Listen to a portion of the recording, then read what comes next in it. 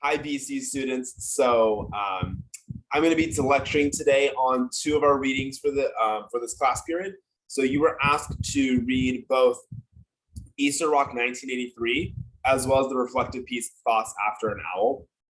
Both these pieces have very vastly different approaches of what they're trying to accomplish, and I want to try to cover both of them in a pretty succinct manner. Basically, what I'm going to try to do is offer some extra detail that maybe you might not have noticed so that you can have a better understanding of how this works. Remember that our goal is trying to understand reflective writing. And reflective writing is the biggest piece of information I give you is simply to show rather than tell. Many students who are writing reflective pieces, they get caught up in this middle school-esque kind of version of tell me what you did last summer, and it's this laundry list of ideas about what I did or who I am. Or students get caught up in when they're asked to reflect upon a part of themselves, they simply just say, I learned blah, blah, blah, blah, blah, and they just tell me what they learned. Instead, what I have found just in my time as an educator, what I found through various trainings is the best kind of writing that students can do, and the most meaningful, impactful writing that students can do, is to instead imagine like you're writing a story. It's just that the story is about you. And so the details I'm going to talk about are really trying to get us to think about telling your story. And that's, I think, the big word there is, again, the word story. So this is not going to be focusing in on, we're going to maybe take the word essay out of this process simply because you're trying to tell us your story. So that's what I want us to kind of think about as we kind of dive into things. So let me go ahead and start sharing my screen and we'll kind of have a conversation here. Now, the first thing I wanted to highlight is that you were asked to have a discussion before watching this lecture video. So hopefully that happens. And so I'm going to try to cover some of the details that maybe you missed. So the first thing I really wanted to share with you is simply what this essay is doing. It does a lot of really good things to kind of make it work. So the biggest one is, our author, he's recognizing that his audience is not familiar with his family, and he's recognizing that his audience doesn't necessarily have the connections to his particular experiences. So what I mean by that is, he's commenting about how Easter looks very different in his family. And so what I like about what he's doing here, what Gonzalez is doing, is he's letting us know, I'm going to start this story with letting you know about this weird part about my family. And so think about how he's using this opening couple paragraphs to really, he packs in a lot of information about who he is, instead of just providing that list of like, my father, who did this, and my mother who did that. It's not that kind of information.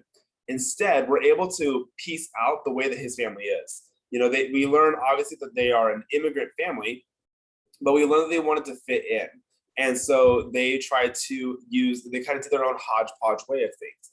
We kind of learn they're a little bit eclectic, right? They just kind of do, the holiday is called El Dia de la Coneja. So there's just a sense of, trying to kind of create bridges for the audience to latch onto. And it's quite endearing. I think that there's a lot of descriptive elements in here that's kind of getting us involved in the story. But you'll notice that it's really not until he gets down to here, when he says, on one such Easter celebration, from the corner of my eye, I saw my uncle pelt the burlap sack containing the shotguns. And that's when my anxiety began.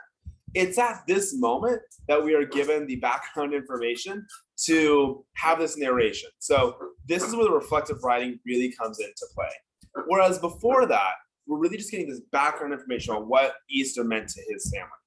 So what the elements he's doing rhetorically is there's a lot of description and there's a lot of description. And then he's going to kind of start weaving into the narration that's going to tell us this actual story.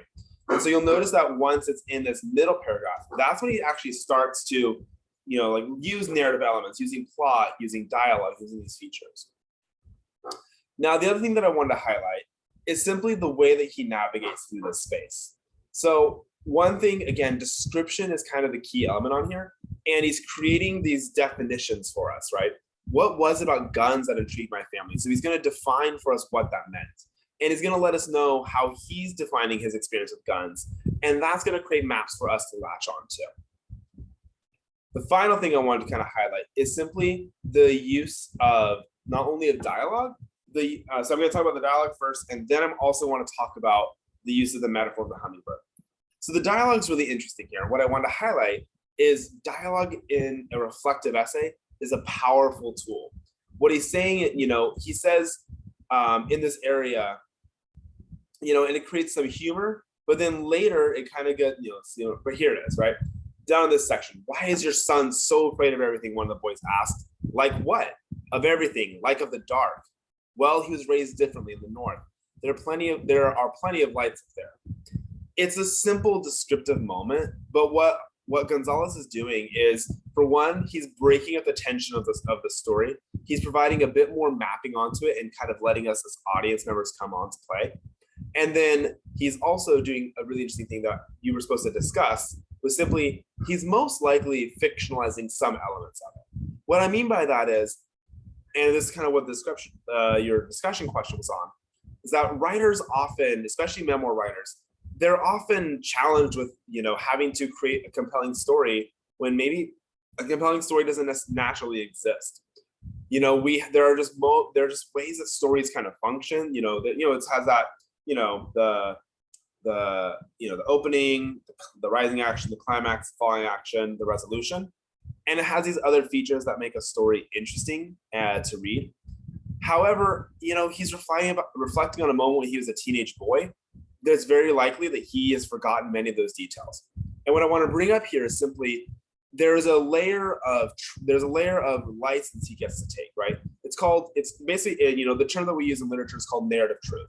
What that means is not that he's lying, it's that he's using narration to tell truth, even if that is not factual truth. So maybe he's going to fabricate details, but the focal point of what he's trying to do is trying to tell us this story and try to get us to this reflective moment. The final thing I want to highlight is simply what I want to say out of that is, in a reflective piece, using a short snippet of a conversation can be a really great way to drive in not only your writing abilities, but to kind of help the audience sort of really place themselves in the readers or in your shoes as the writer. The final thing I wanted to say was simply this use of the hummingbird. It's this beautiful image, right? He says, I didn't call him back because these moments have brief lives. That much I knew. It was like that tiny hummingbird, which might have lived had I let it be. At that moment, all that was left to do was to stuff the rock in my pocket and jump to my feet. And it's a really simple moment where he just brings up that hummingbird, but it's this beautiful way of commenting how he desires more of his father and he wants that reconciliation, and how much he loves and respects his father for the fact that his father shows how much he respects and accepts his son for being just a different kind of kid. The features I wanted to highlight mostly on this is that he shows and doesn't tell. That's our biggest element. He's showing us the information rather than telling us, instead of saying, I was more sensitive than my family and my family really prized being manly. He doesn't do that. Instead, he shows us these features about how he had anxiety over the guns, how when his uncle handed him the gun, it weighed him down because he didn't have the strength to hold it up. These different kinds of elements that really try to drive home these features. That is one of the best ways to craft meaning inside of your reflective piece. Now I'm going to transition to thoughts of After an Owl, and I'm going to try to be brief on this one just because I want to respect your time. This was a very different essay, as I'm sure you figured out. And the feature I wanted you to notice was simply the conversational tone that the author uses. So what we see in Tonino's response is that there is this layer of informality that is being used intentionally. I want to use the keyword there, intentionally. So I think of things like on the first paragraph, very much the griffin of legend, these birds. That is, if the griffin of legend upped its weirdness by a factor of, say, 11, or later when he says, oh no, can't be possible on 40 inches of wings, or later when he says hyperbole my nemesis, or sheet, all kinds of things kind of go on in there, where essentially he is trying to use these different tools in order to really just intentionally informalize the paper. Now, we want to think about what is he doing here and what are some tools you can take out of this. Using an informal tone, letting your voice really speak out, that's an effective way to get your readers just kind of drawing those more personal connections. Because he's talking about something that's very, frankly, ephemeral, it's really beneficial to think about, to kind of build that connection. Because it's a very strange essay, right? What he's doing is he's talking about how he sees this beauty, how he sees in nature the divine, and that he finds that this moment of recognizing the sanctity of nature is a beautiful thing. He's not making this argument about like, we should protect nature. He's not really doing that. He's simply reflecting on his experiences of beauty and sanctity of nature, and that he sees that as something to be valued and respected. And so that's sort of the way, and he's trying to use those images to kind of get us there.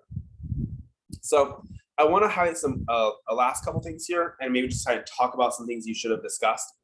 Why is Tanuda's essay considered reflective writing? That one's a little bit tricky, right? It feels more like he's just kind of ranting and telling us this random story, but it's almost this call for readers to rethink our relationship with nature and to slow down and think about the beauty that nature can have.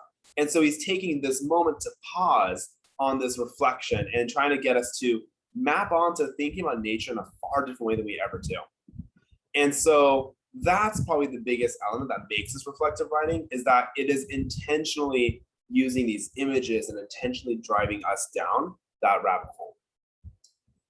In terms of how is he trying to appeal to readers? Again, it's that use of humor, but also the intentionality. You can tell it has been revised. You can tell that he's not just, rough drafting it out. And then the big question here, and this is kind of how maybe I'll wrap things up. Which of his writing strategies, which of the Tanuda's writing strategies would you want to use if you're writing a reflective essay? In both these responses, try to think about something that the author is doing to see that how you can try to create some sort of sense of meaning. And there's different tools of reflective writing that can get you there. You could be as simple, or it could be, thinking about the way that you use your voice and using informal language to convey your message.